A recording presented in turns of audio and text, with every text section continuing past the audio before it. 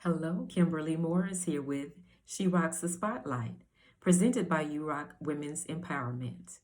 Today we're spotlighting Dr. Alexcius Branch, and she'll share with us her story and her journey that led to her finding and walking in her life's passion and purpose. Here she is, Dr. Alexcius Branch.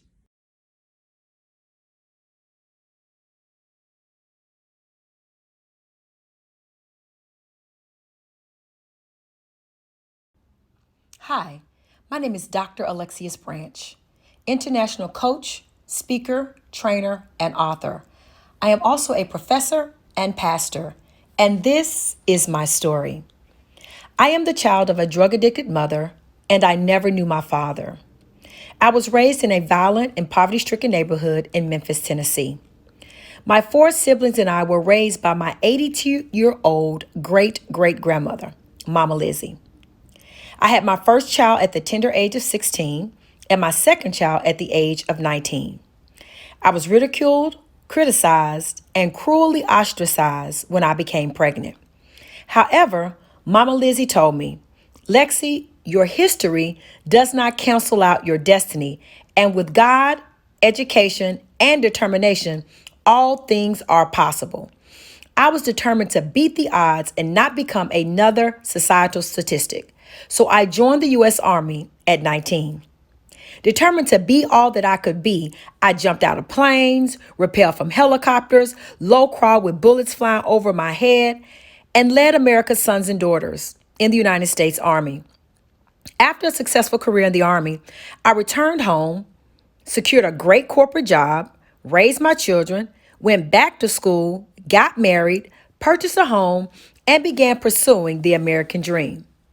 But the dream suddenly became a nightmare in 2012 when my husband walked out. I was laid off on my job and I was diagnosed with clinical depression. This was truly one of my lowest points in my life. I was severely broken, but God completely healed me of all of my hurt and disappointment and turned my rejection into reassignment. In 2014, I moved to Atlanta to open my own State Farm agency. I decided that I was tired of being undervalued, underestimated, and underappreciated in corporate America. And I couldn't be my authentic self. So I wanted the flexibility, freedom, and uncapped earning potential that entrepreneurship offered. I chose the insurance and financial services industry because I could help people. This move gave me the satisfaction that I desired, but I witnessed so many with great potential not realizing their financial dreams due to limiting beliefs. I felt like I could and should be doing more to help others. So, like in past careers, I was a successful overachiever as a business owner. My business has generated over $1 million in revenue to date, and I have been a box checker my entire life. I went to school, I got good grades, I earned certifications, and even earned my PhD. When I tell you I was racking up accomplishment after accomplishment and doing things that others thought were amazing, but I still was not fulfilled. I knew there was a higher calling on my life to help others unapologetically take command of their lives so that they could live the best expression of themselves. I knew I had to understand my why.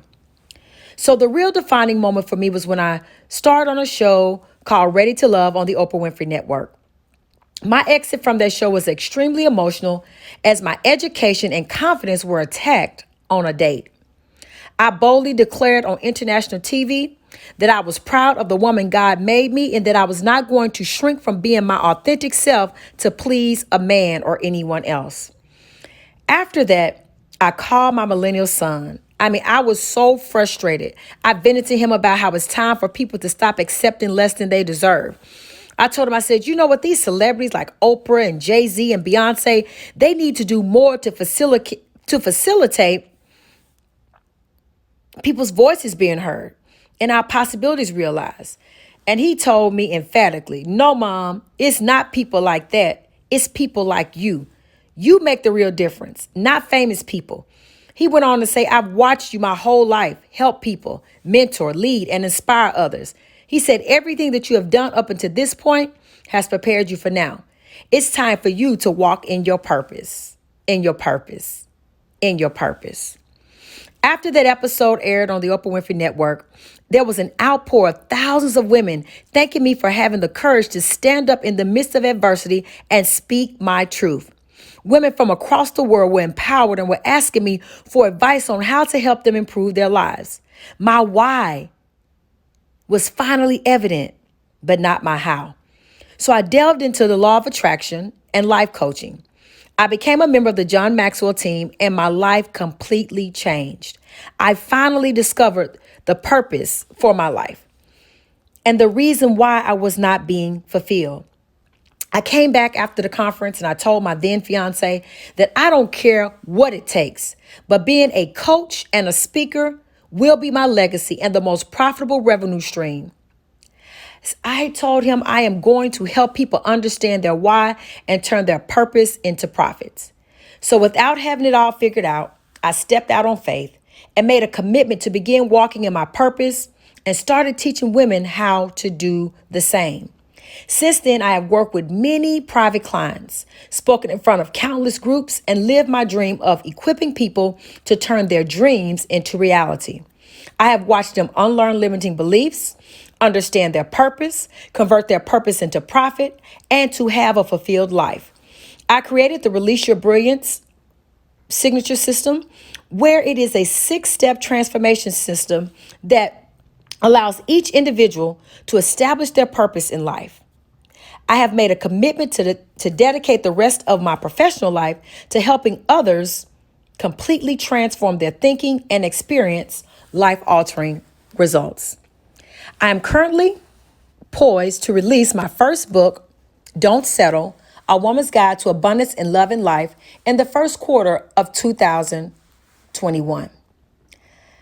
7 weeks ago, I started the most challenging project of my life.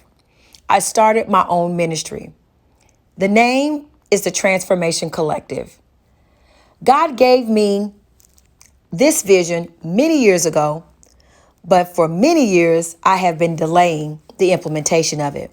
It wasn't until I was selected to be the assistant pastor at a ministry that I had been serving in for over 3 years. And just as it was time for me to accept that role, God said that the vision I have for you is not for this ministry, it's for your ministry. So regrettably, I had to decline the offer, and God told me to start the Transformation Collective. The Transformation Collective is a group of like-minded individuals who are focused on breaking the chains of tradition and fear and empowering each individual to live the highest expression of themselves. We are a group of unicorns that have been rejected, that have been underestimated and underappreciated, but now thrive in an affirming environment where we focus on education, information, and inspiration. There are no outdated or antiquated church rules. There's no expectation of perfection. And we are focused on kingdom, not church, relationship, not religion. My name is Dr. Alexcius Branch, and this is my story.